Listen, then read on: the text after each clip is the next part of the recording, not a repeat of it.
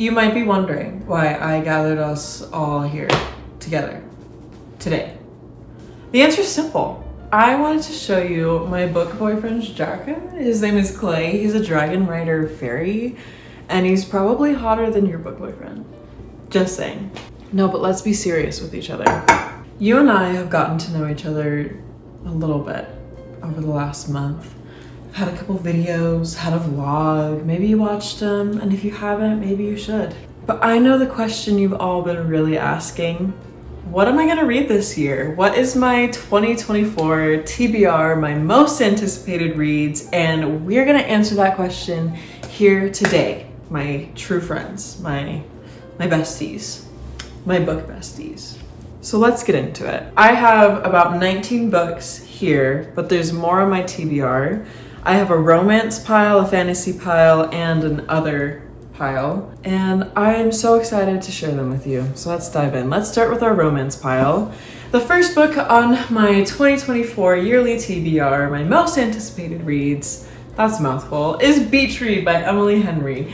This actually signifies all the Emily Henry books I haven't read yet. I would love to read as many as I can this year, but Beach Read, I feel, is a really great place to start. Everybody I know gave this book a 6 stars, if not 5 stars, and I'm really excited to read this. I think this book it's a romance. It's about Augustus and January, and I think that they write 2 separate genres, and then they like flip and try to write each other's genres, and I think it's a story about how they fall in love doing that. I am really excited. I've heard that Emily Henry has poured her soul into this book a little bit more than her other books. And I'm really excited to see if there are things in here that just feel personal, like that I could really relate to. I know that's usually the reaction to Emily Henry books, is that they kind of touch you a little bit more than the average romance, which I would love. I think that'd be great. So this is my first book. My next one is also extremely highly anticipated, everybody, and it is Love in Other Words by Christina Lauren. I have heard, again, nothing but amazing reviews on this book. I know Sarah Caroli specifically loves this book. I'm very excited to get into it. I think that it's a second chance romance. I feel like with romance novels, it's so easy to get in like a rut with them when you're reading them, because maybe it's not that exciting. Maybe it's just like, oh, I'm thinking about him or her all day, and ooh, we're gonna kiss, and ooh, we're gonna break up, and then we're gonna get back together again. So when I hear romances that have really popped off and everybody really loves and they've really impacted them, it makes me so excited to read it, because romance is about life, you know? It's about relationships and how we treat other people in our lives. And I love reading about that stuff. So anyway, I'm gonna get off my soapbox, but I'm really excited for this one as well. Then we have Ali Hazelwood. Again, I wanna read more Ali Hazelwood this year. And I love that Ali Hazelwood's niche is that she writes about women in STEM. I think that is so cool, so empowering. I'm a woman in STEM, so I mean, I felt seen. Just kidding. I mean, I'm in psychology, but. Next book is The Archer's Voice by Mia Sheridan. I want to read this book because Rachel Catherine loves it. It's one of her favorite books, and I trust her judgment. I really love her videos, so I want to read it. I think it's small town. I think there's some found family. I'm not sure what the other tropes are or what it's really about, but I've only heard good things, so I'm excited. Next one, our book 2 favorite, 7 Year Slip. This one has been going around in 2023. There's some magical realism. It's about a girl that lives in an apartment, and then the apartment travels back in the past 7 years, and there's a guy living there. And I'm actually like, let's just think about the logistics. If she falls in love with a guy via time travel, like, what timeline do they actually want to live in? Do they share the same apartment? Have they moved in together because they're in the same apartment 7 years apart? These are things I want answers to. So I'm excited to read this book. Okay, next, this book represents the whole series, the Knock 'Em Out series by Lucy Score. I have already read Things We Never Got Over. It's a beefcake. We're not gonna lie to you. But I gave this book 5 out of 5 stars. I was obsessed. I love it. I love Knox and Naomi. And I love Knox, okay? Come at me, fight me, whatever you need to do. But I think he is just so, wow. This is a grumpy sunshine. Knox is grumpy. Naomi is sunshine, and it's small town, it's found family, and I'm really excited to read the rest. I think the rest of the books are like interconnected standalones, So the next book is about Knox's brother Nash and his romance.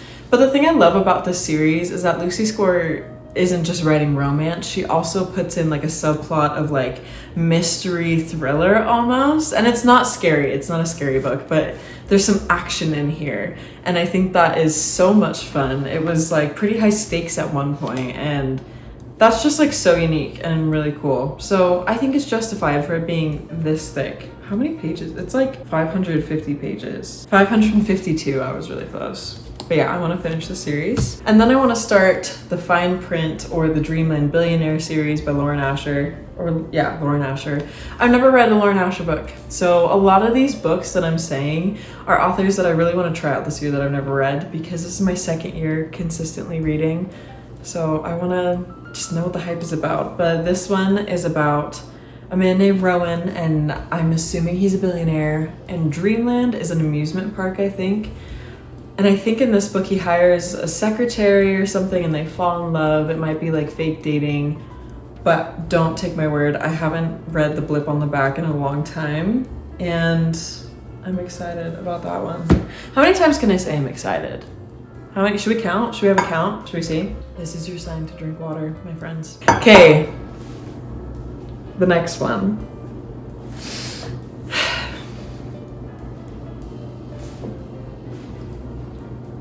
Magnolia Parks.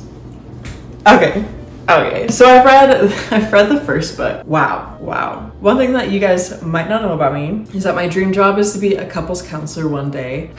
So I love relationships. I love it when things are a little complicated. I love it when you don't always understand motive. And that is what this book is, okay? This book is like watching Gossip Girl and trash TV.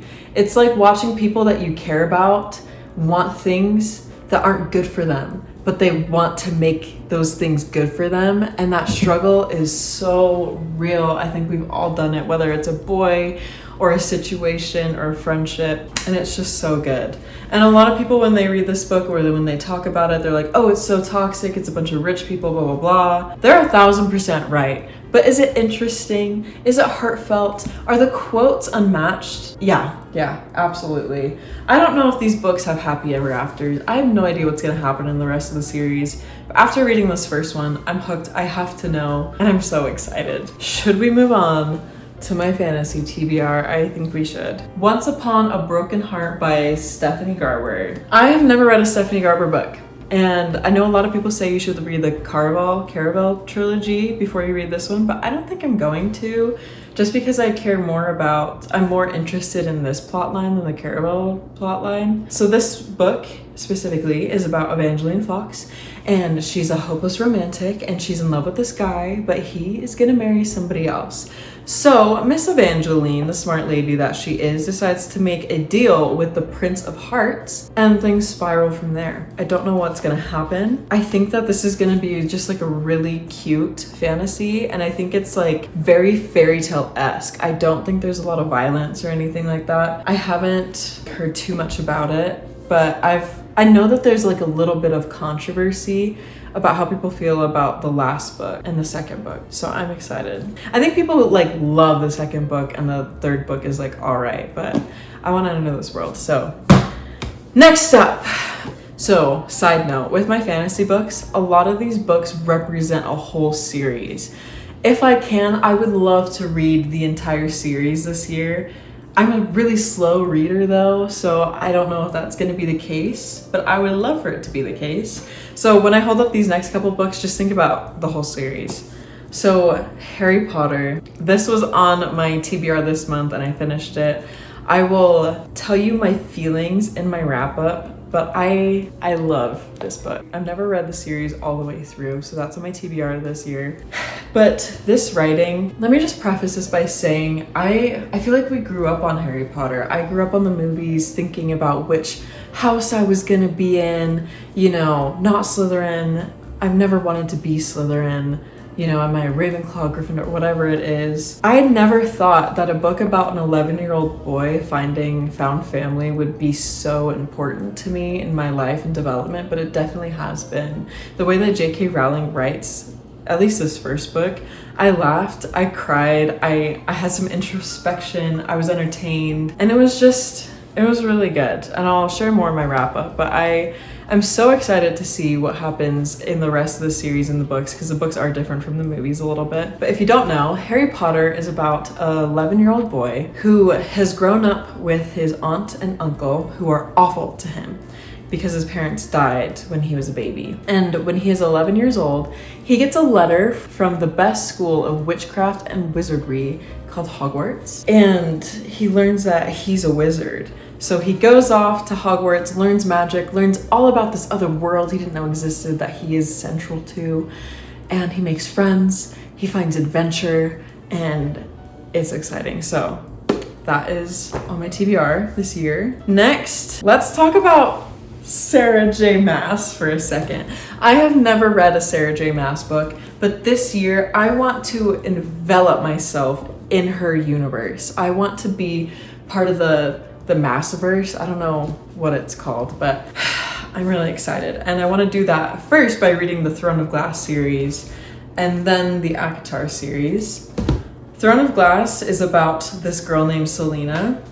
I think that's how you say it. I always say fantasy characters' names wrong, so I'm gonna try my hardest. And if you actually know how to pronounce it, let me know, but I don't think it matters that much. But it's about this girl named Selena, and she wants to go fight for her freedom. And so she goes to this king who's sitting on his throne of glass, and I think she has to overcome murderers, thieves, villains, and I think it just goes on from there. This is a big series, guys. I would love to be able to read this year, but it's gonna take me a while. I've only heard amazing things, so I'm really excited. Then after I read Throne of Glass, because I promised my friend I'd read Throne of Glass first, I want to read the ACOTAR series next. Again, I've only heard good things. This one is about a girl named Feyre, and she is hunting one day, she kills a wolf. That action has so many consequences. Again, I think she gets sucked into a world that she didn't know about with Fae and all these things, and I just know it'll be great. Next is Powerless by Lauren Roberts. This is on my yearly TBR. I'm very excited to read this book. Haven't heard anything but good things. It's about a girl named Peyton, I think, and she is trying to compete. I don't remember everything, but I know that she's an ordinary and she's competing with people who have powers, and she's trying to hide that she doesn't have powers so that she has the same privileges as the people with powers. And it's an enemies to lovers. I think it's YA, and I'm really excited. Well, I've heard it compared to The Hunger Games a lot, so. Okay, the last book in my fantasy yearly 2024 TBR is The Atlas Paradox by Olivia Blake. I read The Atlas 6 last January, and I've been waiting a whole year for this to come out in paperback because I didn't want to buy the hardcover because I have the soft cover of the paperback of the Atlas 6. This book is about, well, the Atlas 6 is about like 6 magicians or people with powers who are competing for a spot in a school, and it unwinds from there. With most fantasies, the last couple pages were wild in the Atlas 6, lots of twists and turns, but Olivia Blake's writing is very beautiful and lyrical, so I'm excited. Plus, not only is the cover really cute, but there's really cool art in her books. But these books are thick. It doesn't look like the thickest book ever, but it's tall and her writing's a little dense, so I did get a little confused reading the Atlas 6, but I think I'm gonna have a great time with the Atlas Paradox. Okay, our last miscellaneous pile. First, I want to start reading Taylor Jenkins Reid books. So I have Daisy Jones and the Six. This is about a girl named Daisy Jones and a band called the Six. This whole book is like an interview style. I know that they have a show on Hulu, I think, or Peacock, or there's a show out there somewhere. Taylor Jenkins Reid is one of those authors who I think is just a little bit of a legend. I've heard amazing things, so I'm really excited to go into this. Next, we have a memoir, Everything I Know About Love by Dolly Alderton. Very excited to read this. I love memoirs. I love hearing about people's stories. It's so fun, so rewarding, very exciting, and I love getting personal insights I can apply to my own life. which is exciting. Then I have a book of poetry, The Flowers on the Moon by Billy Chipata, I think. And this book is just full of really impactful, meaningful poems about self-love and life. And it's the kind of like, they're really short, and it's the kind of thing where I just want to read a couple every now and then. It's not like a sit down book, but I just want to, you know, maybe like tab it, maybe highlight the things that are meaningful to me. I'm excited about that one. Then I have Park Summer Avenue. This one is a historical fiction. It's a girl boss book. So excited. Carla Espinosa, I saw her reading this on her YouTube channel and she loved it, and I haven't heard anybody else talk about it. So when I saw it at a thrift store, I was so excited I had to buy it. But I don't really read historical fiction ever, so this will probably be my first one. And I'm really excited to see if I like it. I'm excited to see the journey that this woman goes on. I think it's set in New York City and she wants to work for Cosmopolitan magazine, but that's all I know. And the last book on my TBR this year is The Inheritance Games. I don't think I'm gonna read the whole series because YA mystery isn't like my go-to genre, but I wanna try it out. And my husband read this book and he said that it was a fast read and pretty fun. Like the chapters are pretty short, which I love. I love it when the chapters are short in a book. And if the chapters aren't short, at least like when the author does like a little stoppy thing. I don't know what those are called, but I love that too because I like to read books while I'm doing things if I have a minute. So if I could just like read a couple pages, put it back, get back to it, whatever, that's really helpful for me. This is the last book on my TBR. So thank you for watching. As always, if you like this video, it would mean so much to me if you would like, comment if you want, but most of all, subscribe. I love BookTube. I am so excited to see if I actually read all these books. Let me know what's on your TBR either this month or just this year, if there are any books on your radar or if you have any nice recommendations for me. But otherwise, thank you for watching and have a good day.